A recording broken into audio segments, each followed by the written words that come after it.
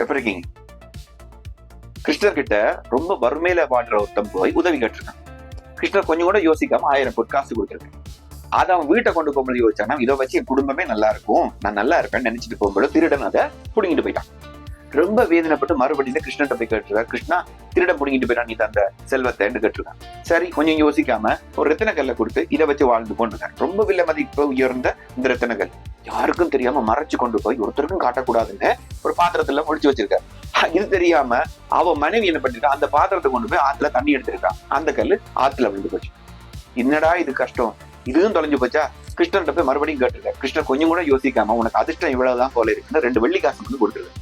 அதை பத்தி எதுவுமே பண்ண முடியாதுன்னு வெளியில வந்து பார்த்துட்டு இருக்கும் பொழுது ஒருத்தன் உயிர் மீன் 2 சாப்பிடறதுக்கு கொண்டு போயிருக்கான். சரி, நமக்கு பயன்படாட்டியும் அந்த உயிர் மீனை காப்பாற்றுவோம் அந்த 2 வெள்ளி காசையும் கொடுத்து அந்த 2 மீனையும் வாங்கி ஒரு மீனை ஆத்துல விட்டுட்டு மத்த மீனை பார்த்து வாயில் ஏதோ இருக்குன்னு எடுத்து பார்த்தா அந்த தொலைச்சு போன அந்த ரத்தின கல்லு அது முழுங்கி அது வாயில வச்சிருக்கு. அது ஒரு கைக்கு கிடைச்சிருச்சு. இப்ப இந்த ரத்தின கல்லை பார்த்தோன்னா அந்த திருடன் பக்கத்துல இருந்து ஒழிச்சிருந்தோம், ஓடி வந்து அந்த குடும்பம் வந்திருக்கான். இப்ப அவனை எல்லாத்தையும் அமைக்கிட்டான். வீட்டை போனா அவரோட 1000 பொற்காசும் கிடைச்சிருச்சு. இதுல இருந்து நம்ம கிடைக்கிற பாடம் என்னங்க?